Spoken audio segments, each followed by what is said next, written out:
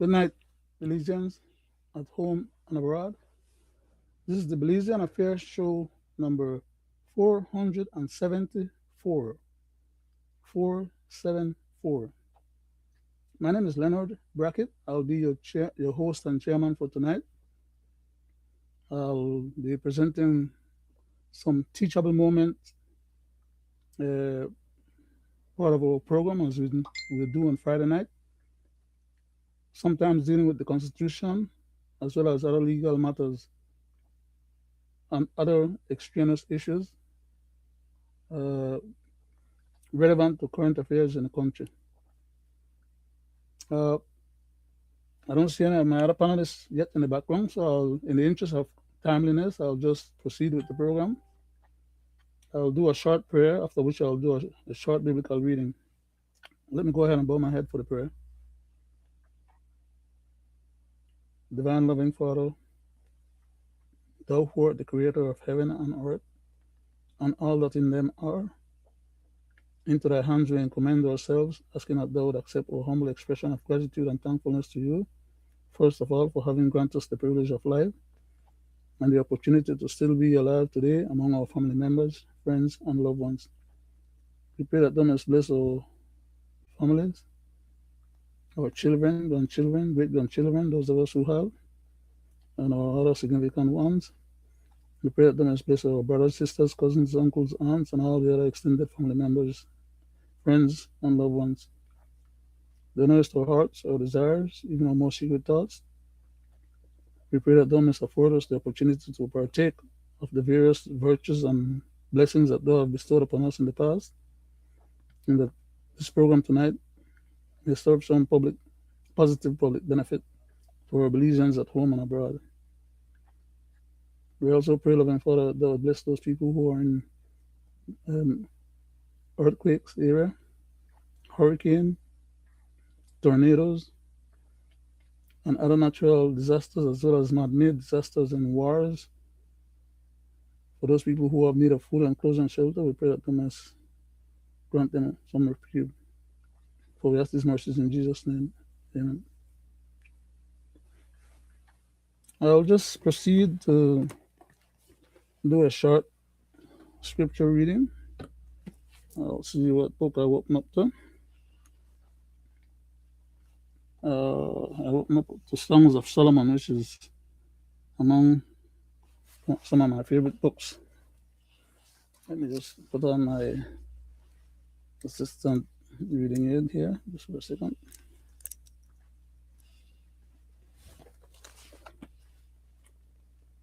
And I'll proceed to read from chapter 6, verses 1. And it goes on to read, whither is thy beloved gone, O thou fairest among women? Whither is thy beloved turned aside, that we may seek him with thee? My beloved is gone down into his garden, to the bed of the spices, to feed in the gardens, and to gather lilies. I am my beloved, and my beloved is mine. He feedeth among the lilies. And that is the end of our scripture reading for tonight.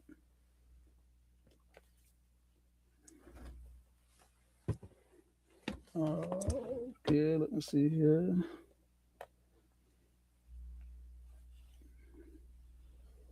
Proceed to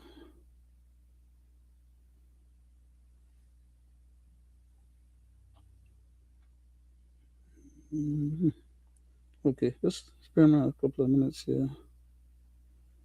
Need to go to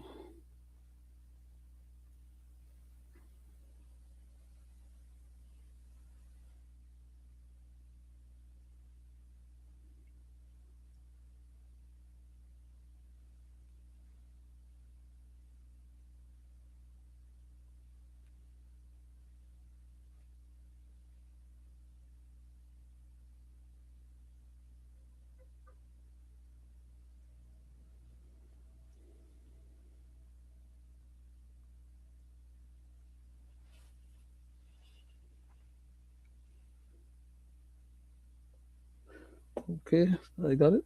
Um, I do need to take another few, just another minute or so, and connect our other viewers as well. So please be patient with me. Let's see.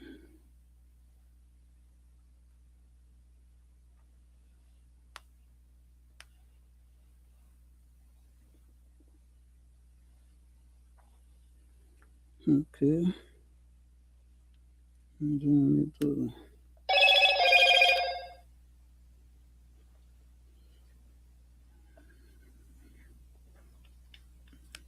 I'll be with you now in a minute or so. Just give me an opportunity here to connect the other. Mm,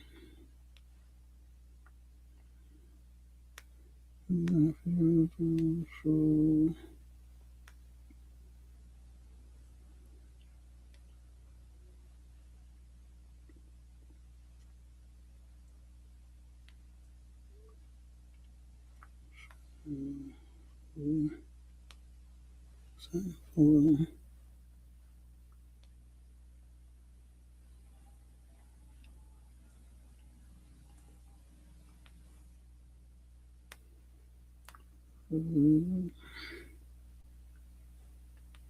15,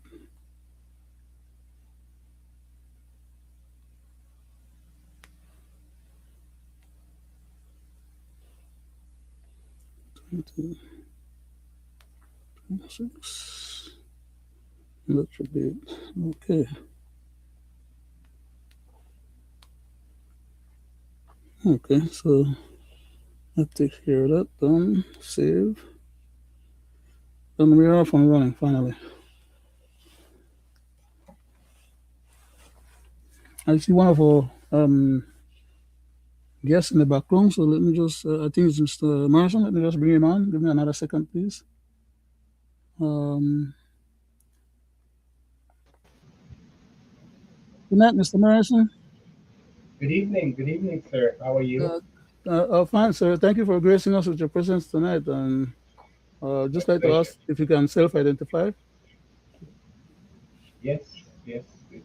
It's my pleasure to be here with you, Mr. Brackett.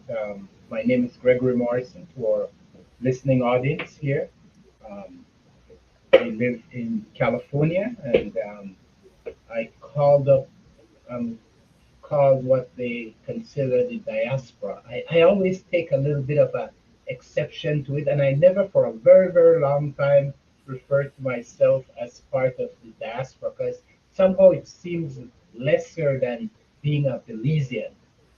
But for some reason, in doing these programs, I got a little bit taken with it. But I generally will just say I'm a Belizean living abroad. So Thank you. thank Thank you very you, much, sir. thank you for having me, and um, I say good evening to all our listeners across the breadth of this globe. Thank you. Thank you again. Uh, I don't see any of the other panelists so far, so I'll just go ahead with you and myself, Mr. Morrison, Yes. and we'll take the program as far as we can on our own. In the meantime, uh, Okay. I did have an article that I wrote back in July 20, July 22nd of 2025. Mm-hmm. Um, I started off by saying the following commentary was made by Leonard Brackett as a teachable moment uh, contribution and a repost made by Mr. Gregory Brackett at a posted video comment in regards to the Belize DPP. I titled the particular commentary Belize Constitution Unlawful Practices, Teachable Moment, Part 3, Small A, 22nd of July, 2025. Uh, I see Mr. Morrison is. He, let me see if I can bring him back on. Maybe he's not. Whenever he's ready, I'll put him back on. We lost him for a second there, and I'll just proceed for right now, but I'll try and be attentive to make sure that whenever he's available, I'll try and bring him back on. Yes. So there was a reference to the DPP earlier in the earlier comments, and I went on to say she, the DPP, Ms. Cheryl Lynn Vidal, Director of Public Prosecution, is giving a rationalized, nice sounding speech. I don't see Mr. Yeah.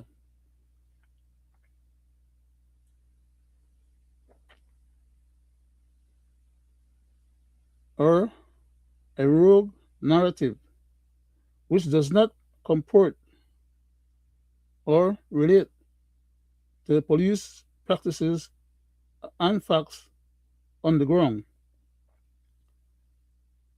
that are based on onerous, draconian other laws.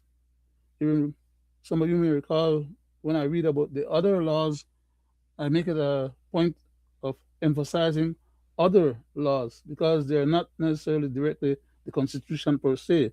There are other laws that the House of Representatives is empowered to make that should be legal and lawful and constitutional, but in many cases they are not, thereby violating the Constitution and therefore, as per Section 2 of the Constitution, to be deemed as null and void, despite the fact that the House passed it into uh, um, the legal process.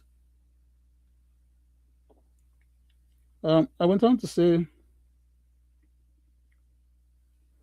that are based on onerous, draconian other laws made by the legislature and which are violative to the Belize Constitution and, enshrine human fundamental rights.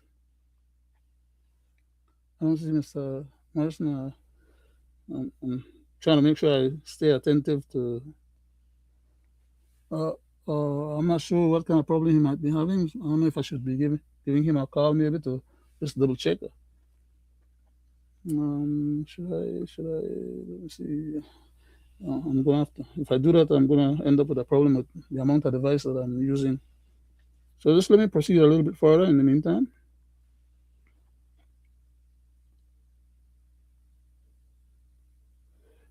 Wherefore, I went on to say, the presumptions slash assumptions or directive regarding this matter, which we were talking about at that time, seems to be an overreach and does not trump the supreme law of Belize, which is our constitution.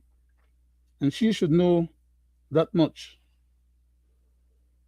I went on to stipulate further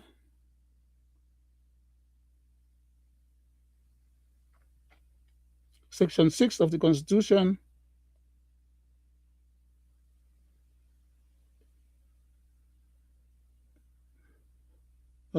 Section 6 of the Constitution uh, speaks to being innocent until proven guilty by a lawfully established court of jurisdiction. As for Section 20 as well, for judicial review in particular, as regards to any of the rights under Section 3 in the Constitution, all the way through Section 19 inclusive. I went on to stipulate by saying some people's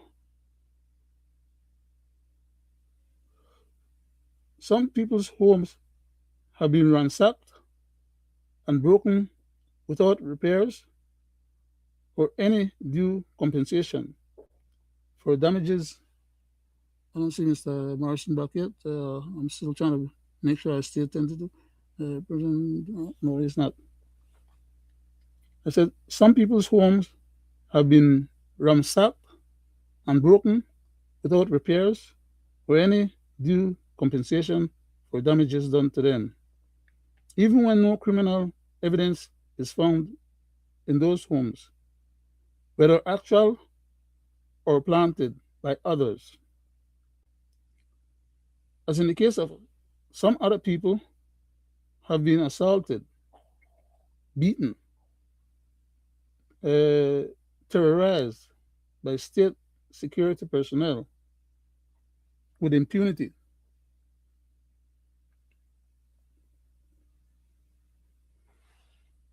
I proceeded further on to stipulate in another paragraph by saying some people are given or levied bogus charges of resisting arrest and assaulting police officers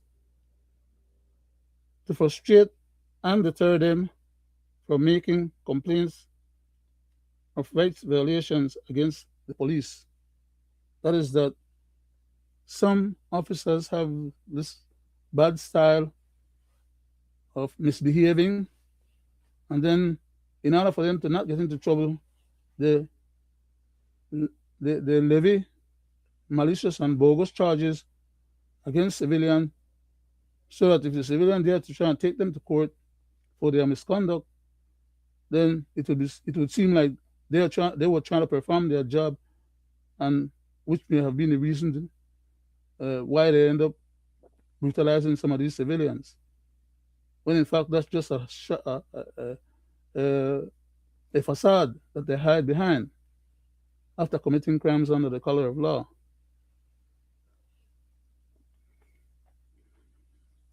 Uh, I went on to stipulate as well other people are arbitrarily and capriciously arrested and falsely charged and remanded to prison, sometimes for extreme lengths of incarceration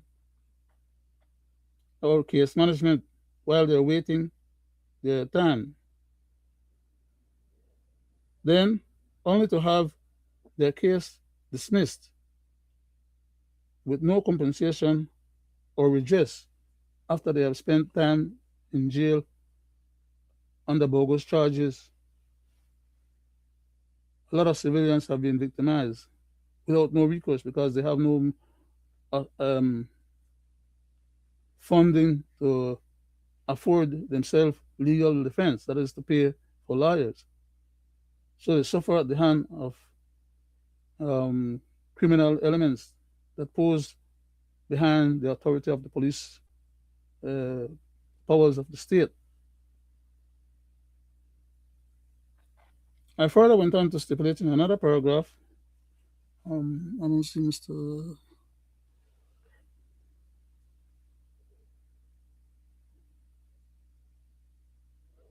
I further went on to stipulate there has been egregious failures in arresting entire families, including innocent children and elderly people, arbitrarily and capriciously with impunity, when in fact the, the police overreach and arrest these other innocent people and victimize them and then turn around and suffer no consequence for their behavior. There has been egregious failures in arresting entire families.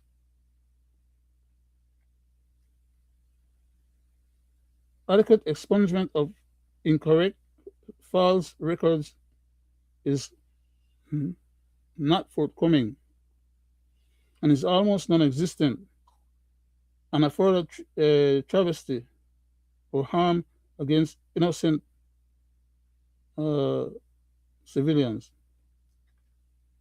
which also needs to be remedied. Some of those bogus charges that the DPP declare after the fact that she will not prosecute after these people have already spent days, weeks, months, and maybe in some instances years in jail, only to be let loose because there's no evidence to prosecute them legally. but they were kept on remand sometimes beyond a reasonable time, being a further victimization under the color of law. I went on to say, since the draconian gun law, for example, that is, another law, is inconsistent with the Belize Constitution, which deems it as, a, as being null and void, it ought to be revisited, corrected, and or eviscerated. I went on to say, for example, under Part 1, Section 2, Subsection 1, it reads, this Constitution is the supreme law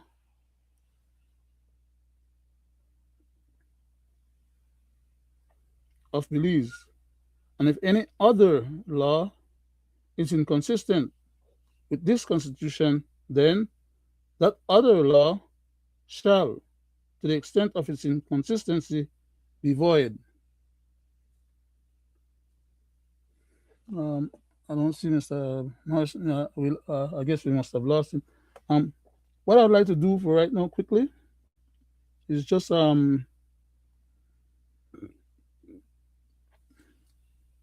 ask that you bear with me for a second. Let me see if I can use my phone to make a quick call to Mr. Morrison. Hopefully, we can get him and see. No, that's not it. Answer. Mr. Morrison.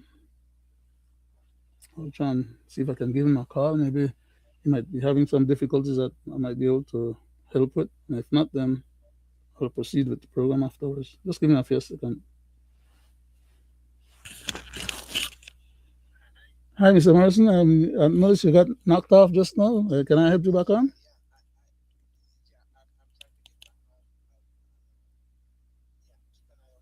Okay, I will do that. Uh, all you got to do is just use the same code. Use the same code, and it will put you back in the background again. Huh? And then I'll see you and bring you back on. I'll just be tentative. Huh?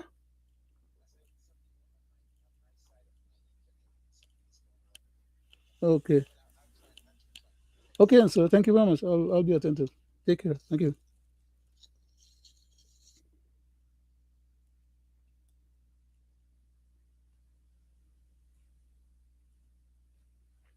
Okay. Uh, Thank you very much for bearing patience with me. I knew he was having a little difficulty, and he says that he's trying and will make another couple of attempts. So if I see him in the background, then I can bring him on. But if he can't come back on and be in the background for me to reach him, then I won't be able to do much. But I'll try and be attentive while I'm. So what we have going on right now in the country is an outright abrogation of our constitution by those who the people elected to be the caretakers of our governance system. These people are taking the powers that we have entrusted to them, and they're actually using those powers for self-enrichment, the enrichment of their family members and friends, while at the same time levying additional taxes on the people to raise funds so that they can steal. I mean, there's no other way of explaining it other than just, by saying so. I mean, well, there might be other way of explaining it, but that's my take on what is happening. And I'll just like to go to the Constitution specifically in regards to. Let me see. Yeah, just a second. Let me just pull up my copy of the Constitution so I can read from it. Remember, I'm at 90. Okay.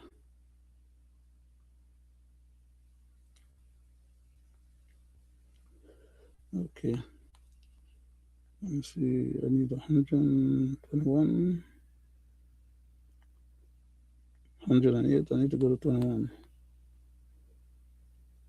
110,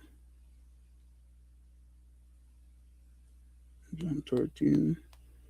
Just a second, please. Oh man, I went too far. Too far now. Okay. 25. I'm almost there. 121. Uh, I dealt with this matter about 3 weeks in a row now on Fridays. And we have had quite a bit of commotion in the country, and a lot of people have been ganging up on the government to try and put pressure on them because they're not going to prosecute themselves, and they're not apparently intended to stop violating the laws and or to act in a correct manner as a legally constituted government. Under Part 10 of the Constitution of Belize, uh, headlined miscellaneous, we have Section 121, subsection 1 of the Constitution of Belize, which reads as follows. The persons to whom this section of the Constitution applies shall conduct themselves in such a way as not to place themselves in positions in which they or in which they have or could have a conflict of interest. Yet we have our Prime Minister and other members of cabinet indulging in a nefarious process of trying to enrich the Prime Minister and his family before he retires from politics. That kind of crap only happens in republics, which Belize is not a republic, and tin can dictatorships in some republics or some other countries. It should not be happening in Belize, not under our system of government, which is a democratically elected government, under a parliamentary system that have safeguards built into the process of governance. We don't have a dictatorial system yet, but yet some of our elected officials are pretending that they can go ahead and act as dictators when the Constitution forbids them to do so. As a matter of fact, some of them want to abolish the Constitution. They want to eviscerate it so that we don't have those checks and balances as is required by our Constitution. And you can only have one Constitution at a time. So they ignore the current one, pretend it doesn't exist, and proceed to violate just about any and all of the rules, decency, constitutional requirements, rules and regulations, laws, even the very laws that they make. They will not apply those laws to themselves while they are committing crimes. In other words, they refuse to prosecute themselves and or to allow themselves to be prosecuted by the legal system. Okay? Up to the Prime Minister gets up and speak in our parliament or in our House of Representatives, trying to exculpate some of the devious, onerous behavior of some of his own colleagues on his side of the bench. Nobody holding that office should debase that office to such an extent. And I'm going to read what the Constitution says about it. The persons to whom this section of the Constitution applies shall conduct themselves in such a way as not to place themselves in positions in which they have and or could have a conflict of interest. That was paragraph A. Paragraph B goes on to say, They should not test themselves or compromise the fair exercise of their public or official functions and duties. In other words, they have no powers or rights to be immoral because that's not what they swear their allegiance to do. They swear their allegiance to the people and the country and to be moral, ethical, professional, and constitutional, legal, lawful, and with good judgment, not to take the powers entrusted to them for them to rip off our treasury. There's no part of the Constitution or any of our local laws that authorize them that type of power or the use of that type of misconduct or misbehavior. As a matter of fact, the Constitution speaks against it, which is why I'm going through the process of going speaking to those matters in the context of what the Constitution itself says.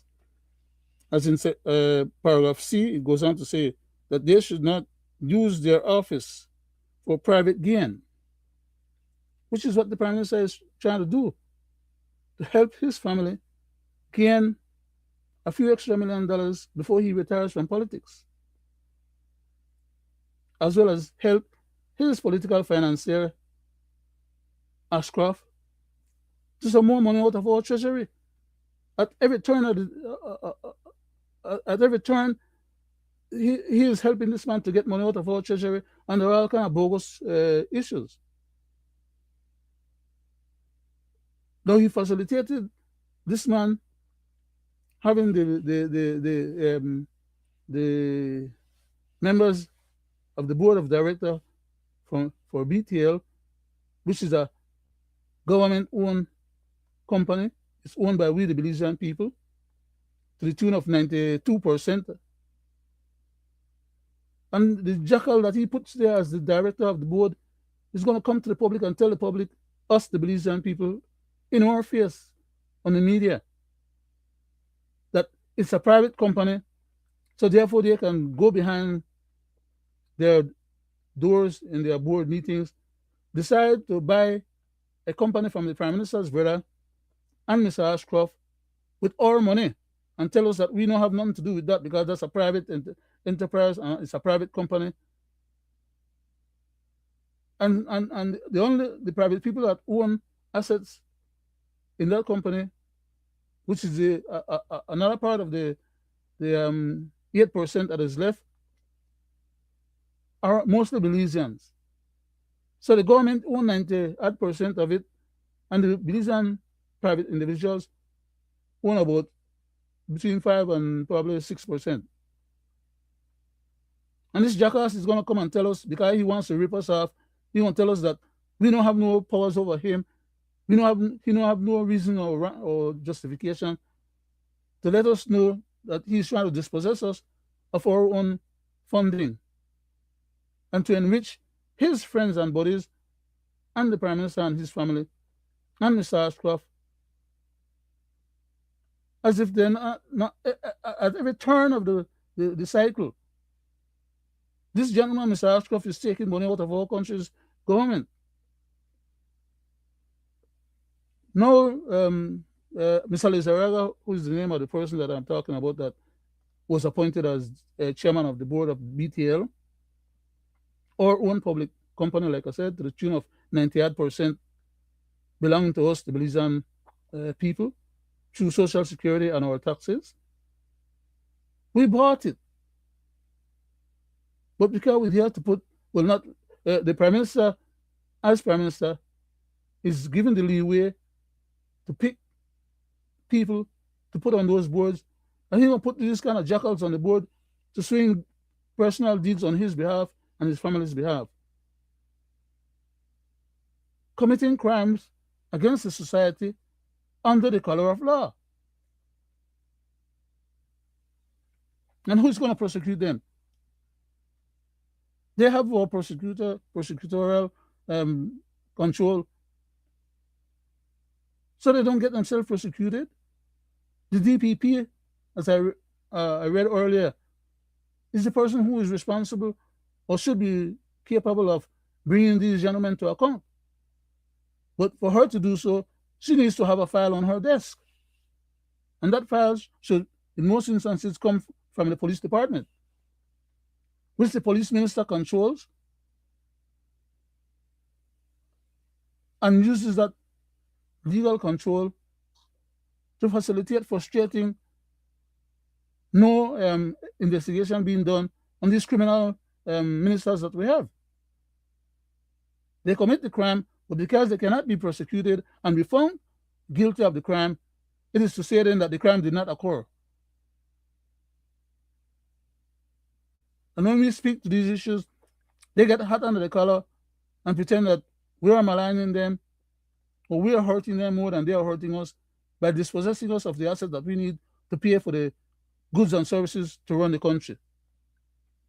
While they are amassing those dollars from these different government departments under bogus claims to the tune of millions of dollars. There are people who need medical assistance. There are people who need food. There are people who need a job. There are people, the Constitution. Let me go back and, I need to finish what I was doing first. In my commentary, I was about to go back and say something else or deal with something else from the Constitution to back up what I was saying, but I still haven't finished what I'm doing. So let me just back off a little bit, slow down my emotions, try and stay focused.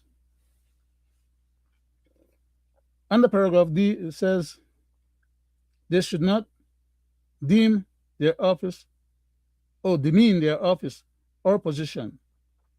And under paragraph E, goes on to say as well, nor should they allow their integrity to be called into question.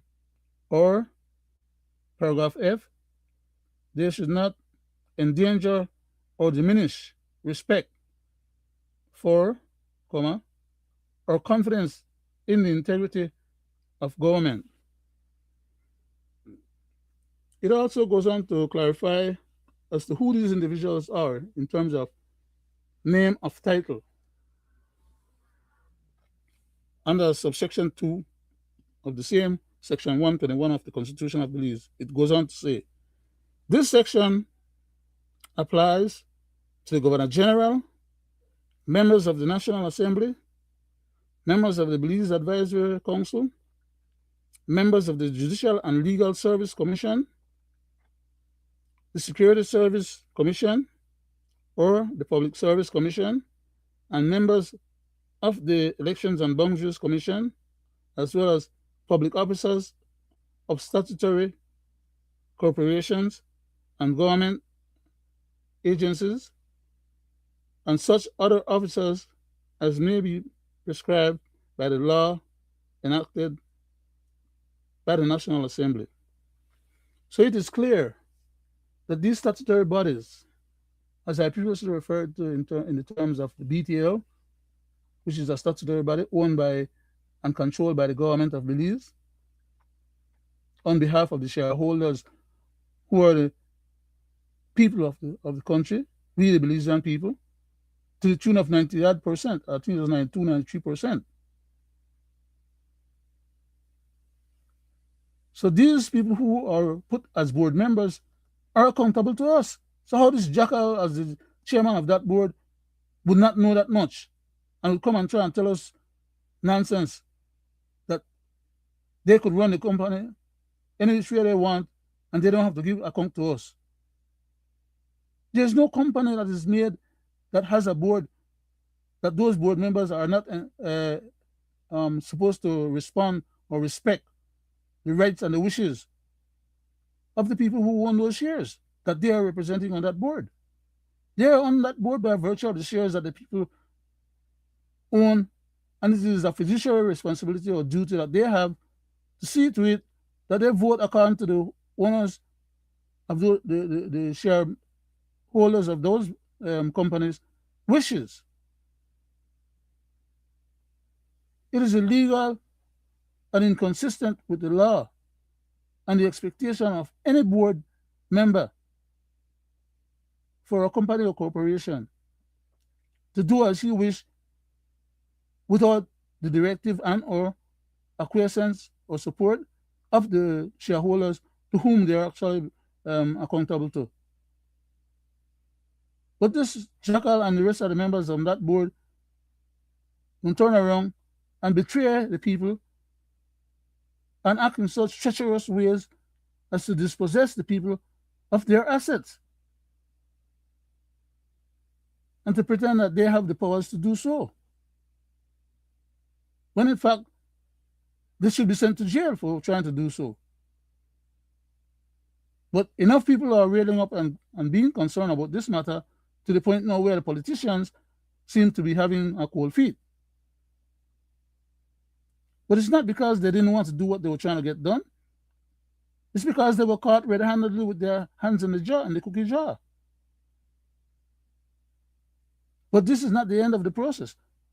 They have sent out a release saying that they was going to go ahead and ask the PUC, which is the Public Utilities Commission,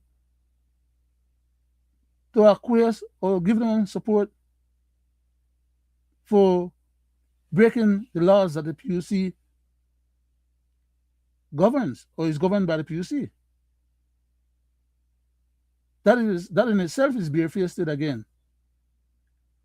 But they went ahead and had a meeting and decided that they was vote in favor of acquiring these bogus assets, only for them to be told that the assets that they're acquiring is not all the assets of the previous company as was previously sold to the public.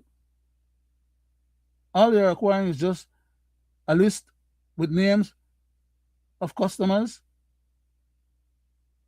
and they call it a cash flow. They won't sell us their customers, or they won't turn over their customers to us or to our company. But the cash flow is going to be in their favor. It's from our company to their company. That's where the cash is flowing.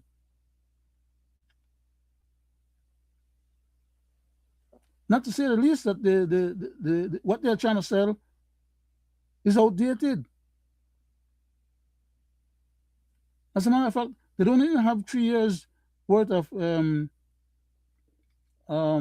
financial records for us to be able to review and see whether or not what they were saying that the amount of money that the company was going to be making is so.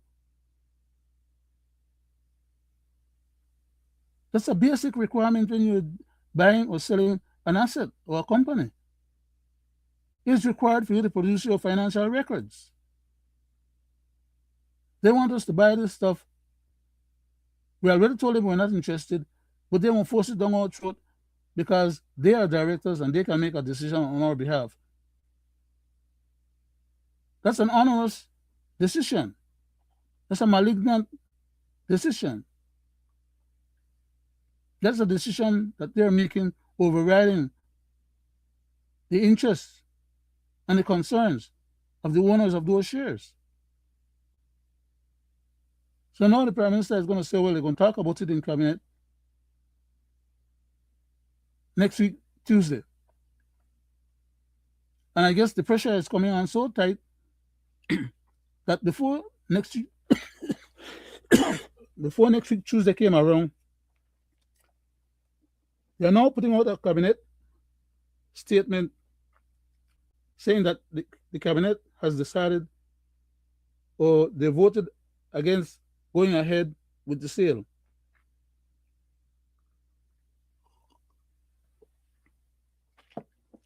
That should have been done before these jackals had their meeting and voted in favor of buying that stuff from Mr. Ashcroft. Now, once they went ahead and voted in favor of buying that bunch of junk from Mr. Ashcroft, they put the company in a compromised situation. That is, the company can be sued by Mr. Ashcroft for entering into an agreement to buy and then turn around and refuse. Because if Cabinet says that they're not going to go ahead and allow them to buy it, it means that we're in a legal quandary. I long ago stipulated that and pointed that out on one of our previous shows when I said that if these guys go ahead and vote in that board meeting at BTL, all they're going to do is compromise us, expose us again to this consummate litigator. This man loves to go to court. And every time he threatens to go to court, the government turns around and gives him millions of dollars so as not to go to court. So it's a regular bamboozling process that this man and his colleagues in government pulls off on the people. They get in bed together and then turn around and charge the people for the expenses. Okay? It's over and over and over. The Prime Minister got up in the House of Representatives and told the public on the airwaves he had paid the man so many hundreds of millions of dollars to get rid of all outstanding debt with the man and all outstanding accounts. And these many months after, I would say years after, because it's almost a couple of years now that he did that we are still having this gentleman in our business, being a partner of the Prime Minister's family in business together, that the Prime Minister is trying to facilitate to take some more millions of dollars out of our head. When we are declaring that we're almost at the point of bankruptcy, that we can't meet our budget, annual budget, we have to be borrowing money here, there, and everywhere, and asking people to give us grants from abroad, while we are squandering every penny that we have at home, empowering somebody else to rip us off. That shouldn't be the priority of a government, much less a prime minister. And my hope is that enough of them in cabinet will find some fortitude and stand up like the GSM did to avoid such catastrophe.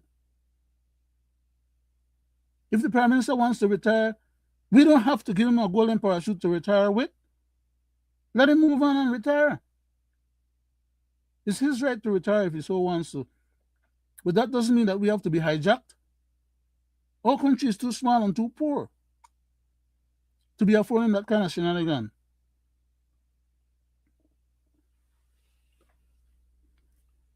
I want to go back and finish the stuff that I was reading because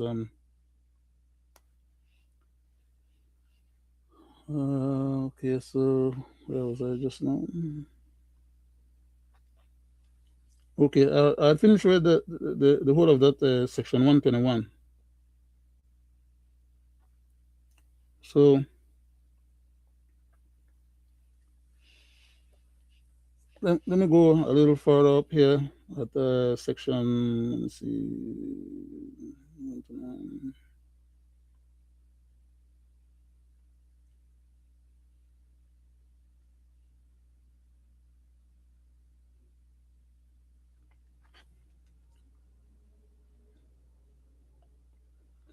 We have the mirror issue, which I don't want to touch right now.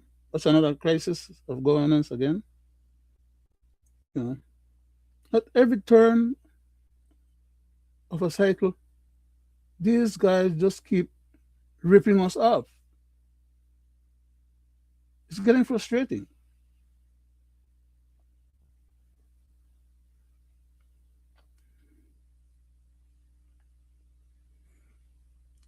Uh,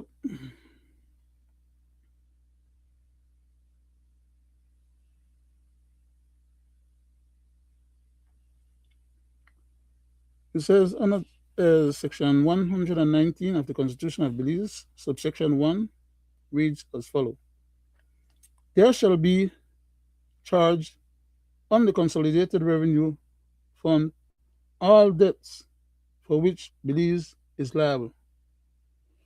So these guys keep getting into our consolidated funds, creating liability for us, because as I just previously stipulated, because the BTL board has voted in favor of acquiring these junk assets at this exorbitant price in order to facilitate ripping off money from our treasury. If the deal doesn't go through and cabinet puts their foot down and decide they're not going to go let it go through, Mr. Ashraf is going to use that cabinet vote as well as the BTL vote and take us to court or threaten to take us to court because he wants his money or he wants to cash out on our dime. I don't see Mr. Morrison yet in the background again, so I'll just proceed. Yeah. And as I previously stipulated, that gentleman is a litigious person. He loved to sue or threaten to sue. Uh, oh, the battery. Just a minute. I need to hook up my extension cord. It's not plugged in, and I don't want my battery going off in the middle of the show. That wouldn't be nice. Yes. So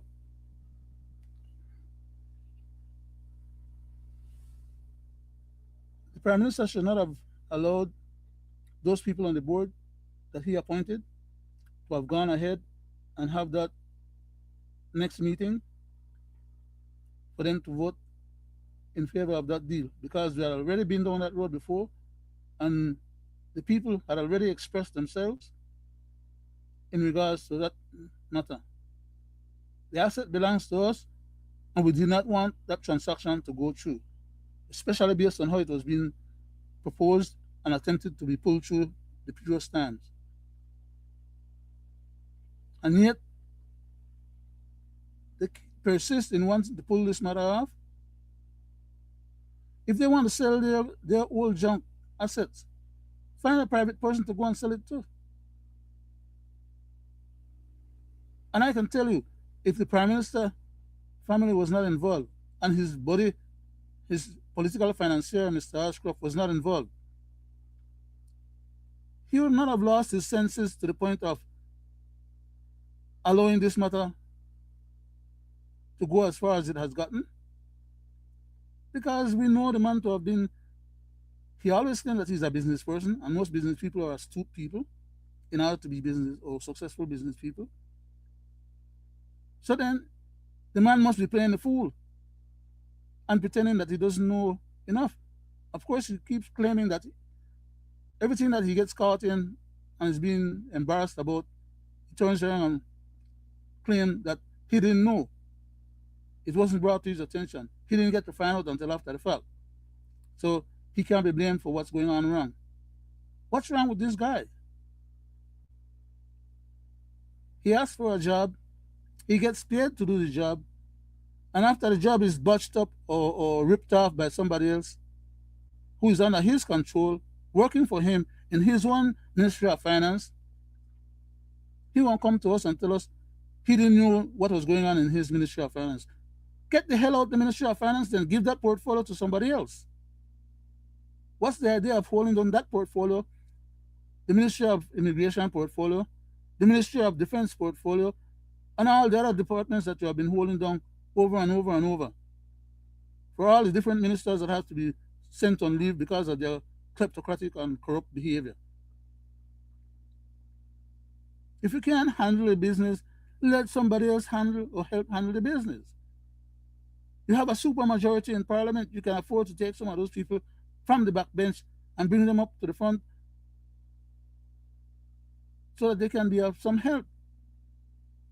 You can't keep putting people on leave for 3 months at a time or whatever period of time you want to put them on leave for that period of time until the breeze blow over and people maybe forget the criminal conduct or none of them get charged because you're going to end up with the same craziness.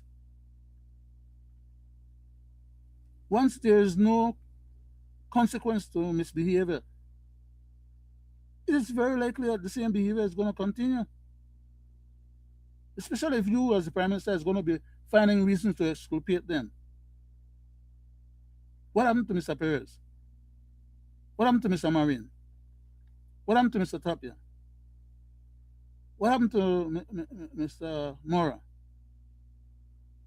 you know, and you can go on and on and on.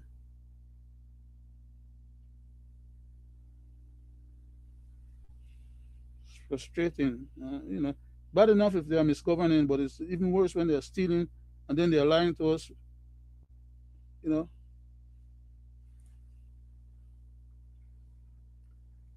Belizeans at home and abroad. Um, I personally wish to express a sense of apology.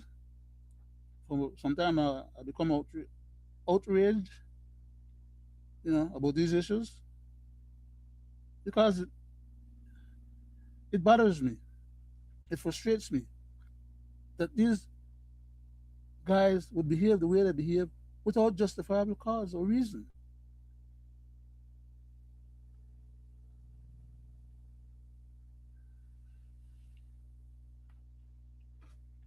Um, I want to read another part of the Constitution here.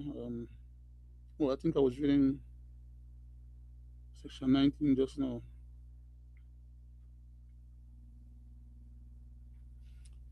It goes on to say under subsection 2 of Section 119 of the Constitution of Belize, reads as follows. For the purposes of this section, debt charges include interest, sinking fund charges, the repayment or amortization of debts, and all expenditures in connection with the raising of loans on the security of the consolidated revenue funds and the services and redemption of debt created thereby. So a lot of these things that these guys are doing can be back charged to our consolidated funds, which is where I started off the conversation from. That is that those whom we have in charge of our system of governance are raping and plundering our treasury. And because they would not prosecute themselves, and the average man on the street cannot go and make what you'd call a civilian arrest on some of these jackals, because if that was possible, you could have, we could have a few civilians get together and go and grab them and put them at Bridgefoot, walk them through from Bridgefoot to Central Park, and whip their butt until they get the sense of what that there's consequence to their behavior. But that's just a fantasy, No such reality will come about. But somehow or another, there needs to be we need to have some account being brought to bear. It goes on to say under section. I still don't see Mr. Morrison, so obviously uh, he's not able to come back on, and therefore I'll just have to pursue in the interest of keeping the program as cogent as possible. Um, you know, uh, keep presenting what I have available, and I'm just sad that he will not be available to grace us with his contribution, because I know he he's someone that has a wide knowledge base and definitely can contribute some positive thoughts to these discussions. But unfortunately, he was knocked off and he could not get back on. I called him and he said that he was trying, but was not successful, and therefore I don't have a separate engineer that could look into those issues for me while the program goes on. So I have to make a choice. Either I keep on with what I'm doing to present the program as effectively as is possible, without then being able to be afforded the additional assistance that Mr. Morrison or any of the other panelists would have brought to the table. So I'd just like to express a sense of apologetic expression in terms of uh, babbling and talking about the program and not presenting the program as effectively as it could have been done. But nevertheless, we're going to do the best we can under the circumstance. I just stipulated that under sections 120, subsection 1 of the Constitution of Belize, it reads as follows. It says, there shall be an Auditor General whose office shall be a public office. And currently, we have an issue with these accounts that I was talking about earlier. These jackals scheming and stealing funds from these different departments, from these different under different bogus practices. And the Auditor General is the individual who should be auditing these different government departments and should be in a position to be able to spill the beans or produce the information with which other personnel in the government, the legislative level, as well as the administrative level, as well as the judiciary level, to be able to bring account or accountability to some of these uh, malfeasance. But under Section 120, it says that there shall be an Auditor General. There's also which whose office shall be a public office, and it gives that office a lot of leeway in terms of what the Auditor General's functions are supposed to be, how it's supposed to be done, and the powers vested in them to be able to bring it about or complete those tasks. Under subsection 2, it goes on to say the Auditor General shall, comma, as in the case of paragraph A, satisfy himself or herself that all monies that have been appropriated by the National Assembly and disbursed have been applied to the purposes to which they were appropriated, and that the expenditure conforms to the authority that governs it, and, as in the case of paragraph B as well, at least once in every year, audit and report on the public accounts of Belize, the accounts of all officers and authorities of the government, the accounts of all courts of law in Belize, the accounts of the Belize Advisory Council, and every commission established by this Constitution, and the accounts of the clerk to the National Assembly as well. It goes on to stipulate under subsection 3 that the Auditor General and any officer authorized by him or her shall have access to all books, records, returns, reports, and sorry, and other documents which, in his or her opinion, relate to any of the accounts referred to in subsection 2 of this section of the Constitution. So therefore, you can see that the Auditor General is empowered to do the audit and to be able to have access to all the materials, accounts, ledgers, and everything that relates to those particular expenditures that are being appropriated by the House of Representatives for expenditures to be made on behalf of government services. But here we have a situation now where the present Auditor General, having just been given, I think it was a 35-year contract recently by this present government, and each government only has a 5-year term. Okay, after which they have to go back to the poll and renew their mandate or lose their position or powers of governance to anybody else that they lose the election to. So no government should be giving no contract to anyone or any employee for any period of time beyond that which they are elected and can exercise authority.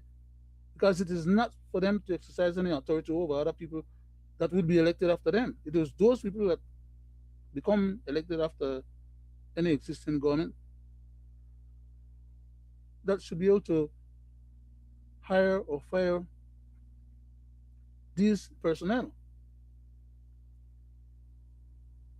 We have never done that situation in the country of Belize where any one government gave anybody any 30 to 35-year contract as a government employee.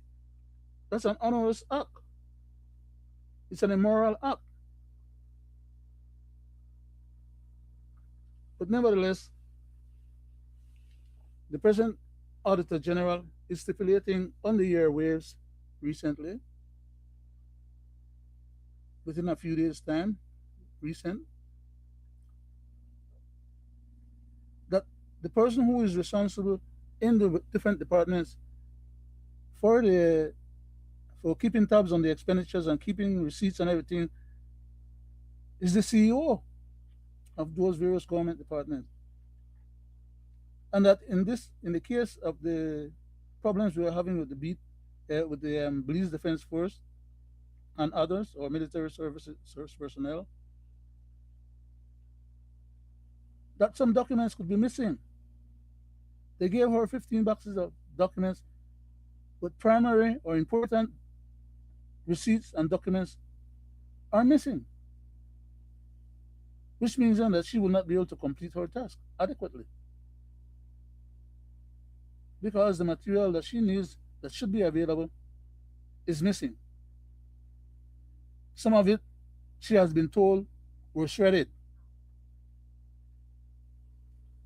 And these people in this government department have a procedure, protocol, and practices that forbids them to shred any documents or any information unless they are given permission or special orders to do so. Why do people shred and dispose of evidence or documents?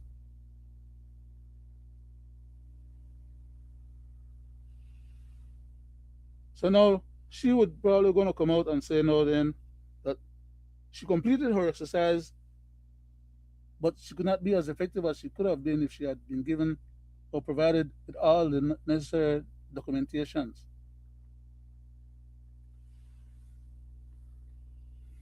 Um, under under subsection 4, it goes on to say the Auditor General shall submit every report made by him or her in pursuance of subsection 2 above of this section to the minister responsible for finance, who is the prime minister in this case, and who shall, not later than 7 days after the House of Representatives first meets after he or she receives the report, lay it before the House. The Auditor General shall forthwith notify the Clerk of the National Assembly of the date on which he or she submitted the report to the minister.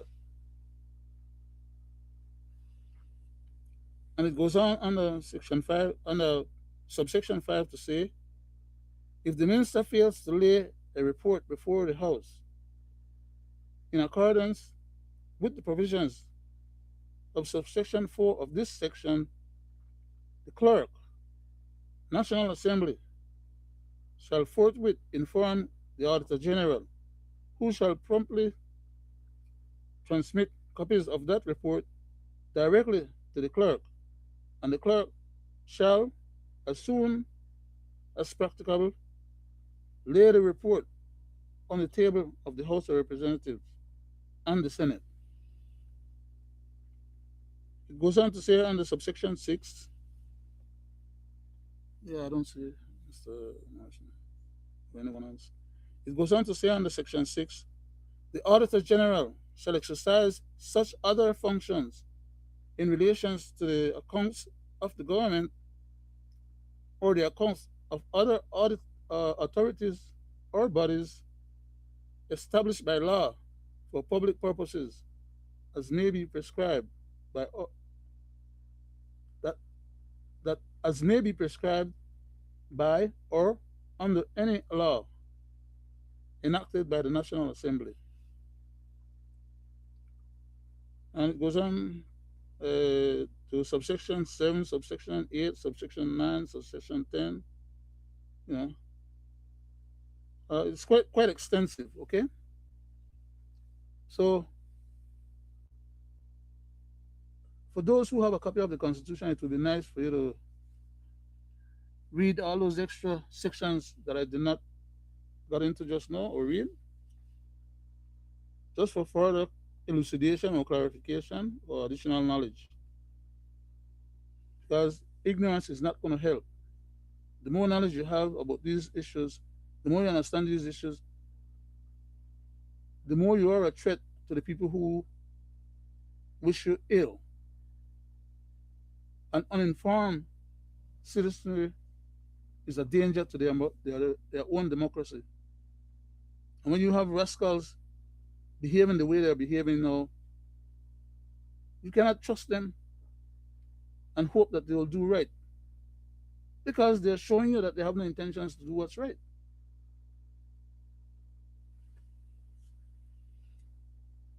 Nevertheless, I'll skip the rest of that part of the presentation in regards to the Auditor General, who should whose responsibility is to audit all the government's account and to present that report for the House of Representatives to review, peruse, and debate, because it is the House that actually passes the budget to appropriate those funds from the consolidated funds in order to pay for government's uh, services and other needs. Um, we also have, besides the Auditor General, we also have an Accountant General. And I've heard the Auditor General recently spoke to that issue. That is that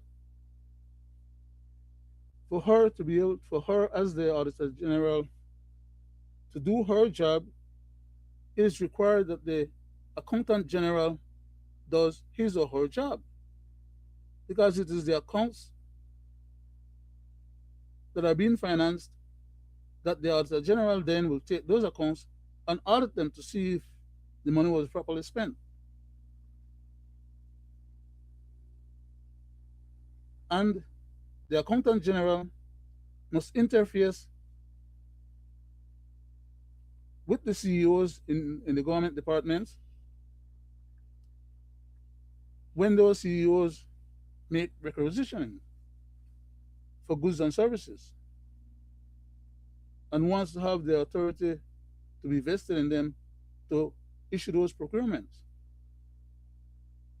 or to get those items procured for the various government departments. But if you have the CEO who is not a civil service individual in the hierarchy of the civil service, but that sits just underneath the minister as the entity or person who interact with the minister and the rest of government employees, then that is how we end up with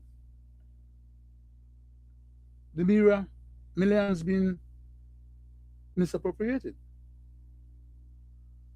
because the CEO, instead of doing their job, they facilitate misfeasance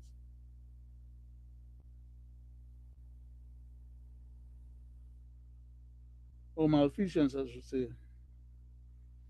Um, Belizeans, you need to know how your government work. You need to take some of the time that you spend on the internet laughing at jokes and making jokes. That is good for your personal, psychological, and for your health, in a sort of way. But not knowing how your government works, what are the rules, regulations, or when the government is transgressing your rights, leaves you exposed for jackals and hyenas and vultures and vampires to have you for their lunch. You complain about the present cost of living, the pressures that you're under economically, the price of gas, the price of whatever commodities you need to use, your inability to find a job or to have a job so that you can afford to meet your basic necessities. But you spend your time on the internet, on Facebook, on just about any other platforms, then having fun until you're hungry again. And when you're hungry and you're ready to go buy something to eat or get a meal, you start stressing about how you going to afford to get that meal. When in fact you don't spend your money, the money that you should have saved to take care of your meal or your subsistence, you're spending it on fun on the internet. You buy your phone, you buy your airtime, you spend your other good time to interact. You create, you're a content creator on Facebook, you create stuff, but you're not making no money for yourself. Most of the time, you're making money for the owners of Facebook. They're making more money than you are making.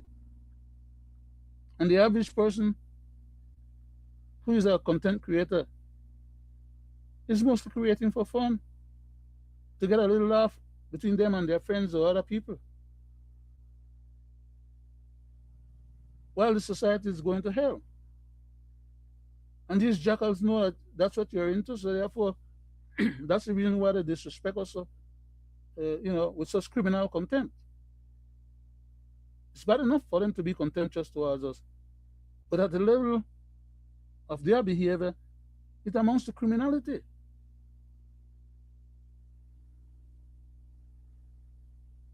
And you guys go right back and relate them. Or is that for the complaints that you're making on a regular basis? You don't like this, you don't like that, but you do nothing about it in terms of being effective to make a difference. Legions at home and abroad, you need to wake up. From independence till today date, our country should have been far better off. Should have been far better off. But you know who are the people that are far better off right now? It's not the country as a whole.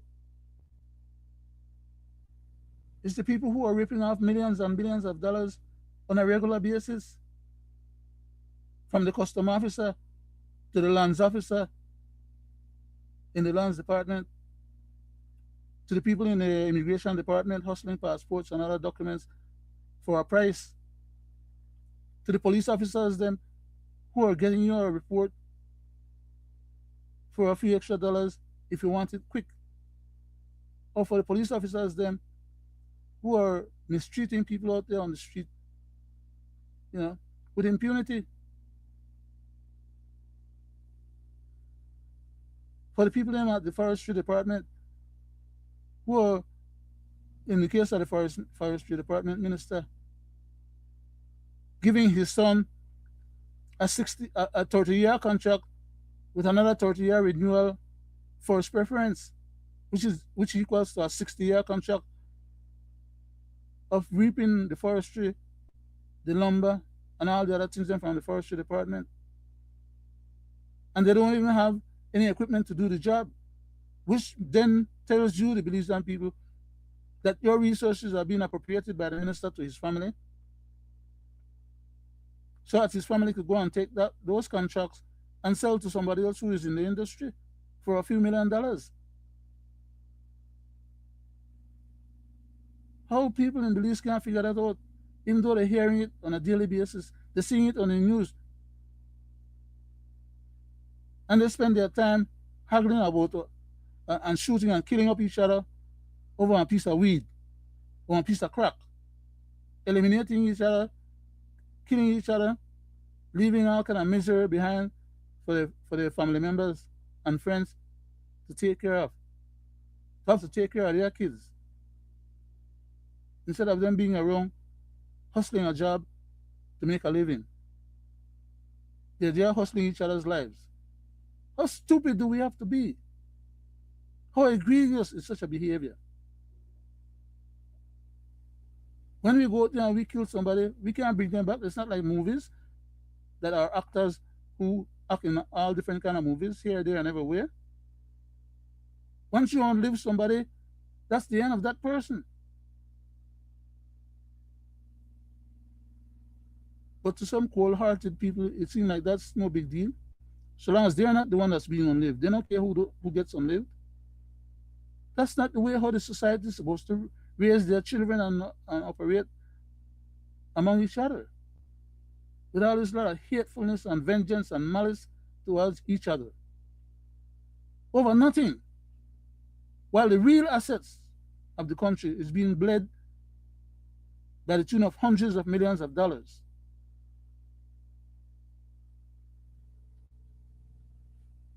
Do you see anybody right now in cabinet that is telling Mr. Briseño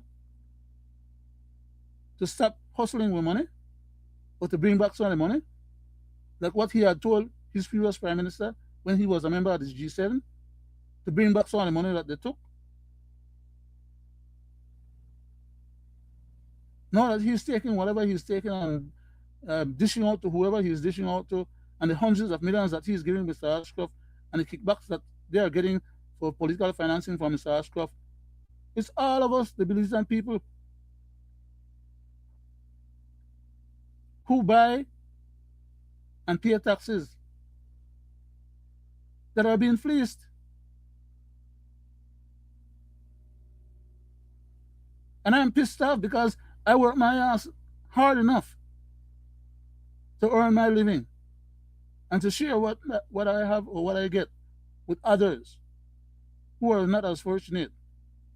So I'm being scammed, or I'm being taken advantage of in a lot of different ways.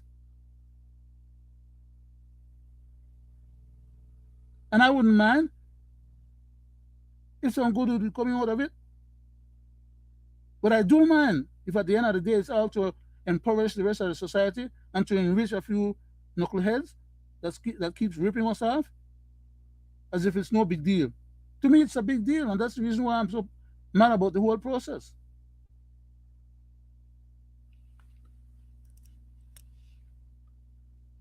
Um, there was another portion here that I wanted to deal with. I'm running out of time, so let me see how much of it I can. Let me just quickly change my device and see if I can find what I need to find. Mm-hmm.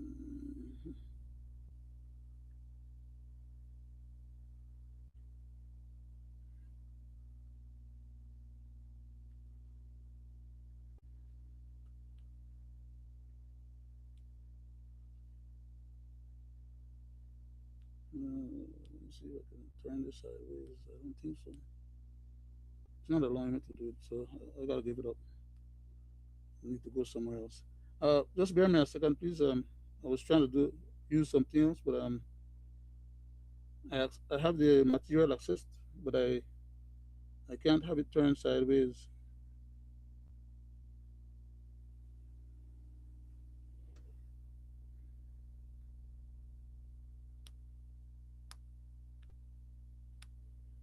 Holy Toledo. Um, I really wish that I could turn it sideways, man, because it's not the way it's set up. It's not allowing me to. I was trying to turn it. Let it. It's not possible. It's not gonna work. Okay, well, I just gotta give it up. These I want.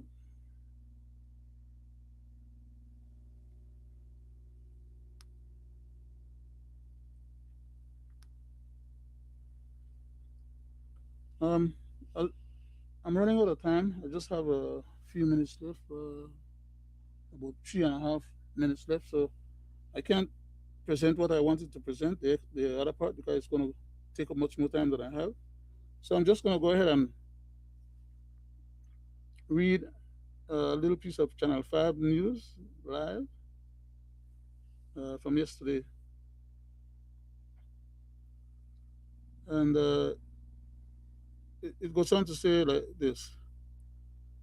First issue, first issues, cloud BTL's SpeedNet acquisition. And it says the proposed BTL SpeedNet acquisition was also facing pushback from another corner for BTL workers who say Belize deserves more than assurances that the deal is good for the country. That is, that the assurances that these jackals in the BTL board who went ahead and voted in favor of stealing our resources and appropriating it to somebody else because we have them representing us on that board.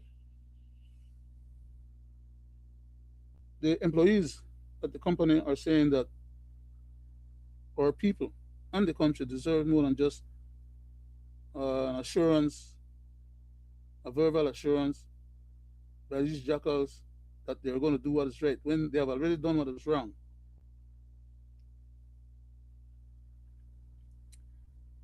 The Belize Communication Workers for Justice is calling for full transparency on how SpeedNet was valued,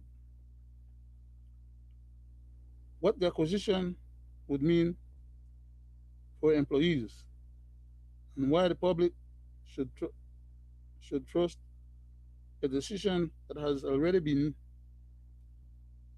approved by BTL's board. Organizer Emily Turner says that BTL history on accountability makes it difficult for people to simply accept the board words without seeing the evidence behind the deals. It is quite clear to the average Belizean that the onerous way in which BTL went about trying to pull off this ripoff, I would call it, was manifested from the first instance, and they have not changed their ways or their attitude or their objectives or intended final outcomes. And as a result, based on our current experience, past experience,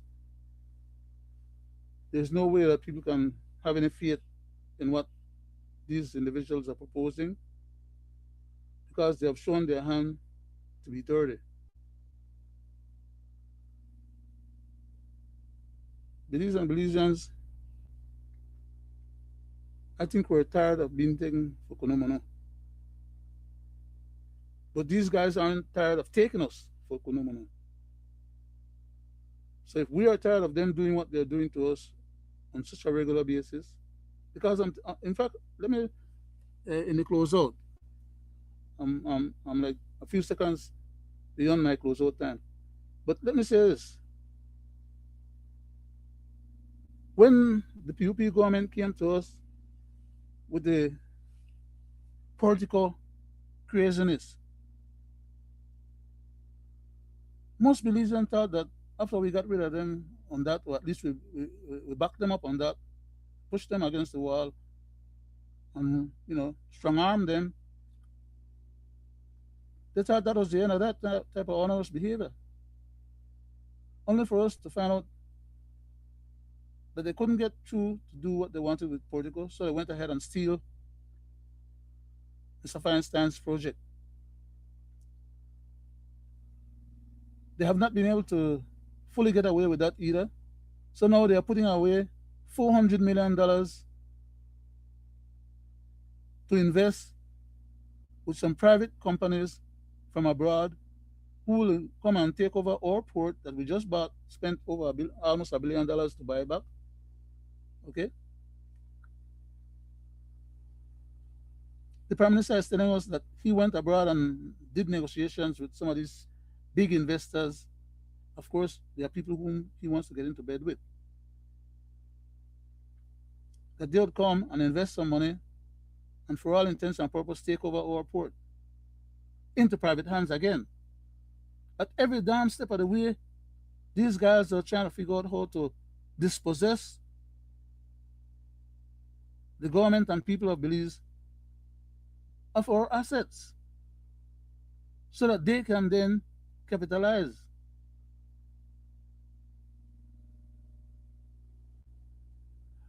Um, I'm far beyond my point where I'm supposed to break the show. I need to break. And I keep repeating this point.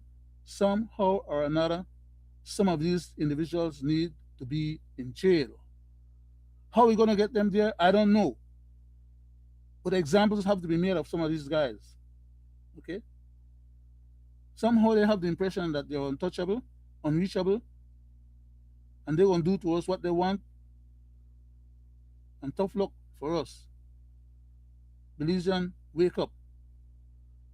Stop sleeping at the wheel. Because when the crash happens, because you were sleeping at the wheel, you're going to be the one that end up probably getting the hurt the most because you don't see the accident until after it happened. If you're still alive then. Good night, goodbye. God bless Belize and Belizeans at home and abroad. That's the end of tonight's show, which was our 474th show of the Belize Affairs show. Thank you very much again. My name is Leonard Brackett. See you on Monday.